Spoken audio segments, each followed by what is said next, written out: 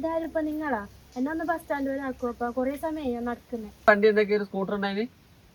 എന്തിനിപ്പാ, പെട്രോളിനും വില കൂടി, ബസ്സിലിപ്പോ ഫ്രീ തന്നെയല്ലേ, അങ്ങനെ ഞാൻ സ്കൂട്ടി വിറ്റു. എന്നാ കയറിക്കോ.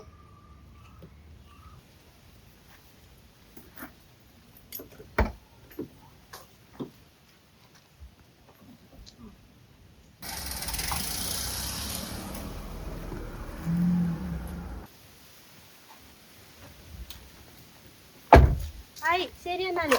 എന്ത് ശരി? അടുത്ത ശരി. ഈ ആണുങ്ങൾക്കാട് ഫ്രീ ഒന്നുമില്ല. ഒരു 50 ഉറുപ്പ്യ ഇട്.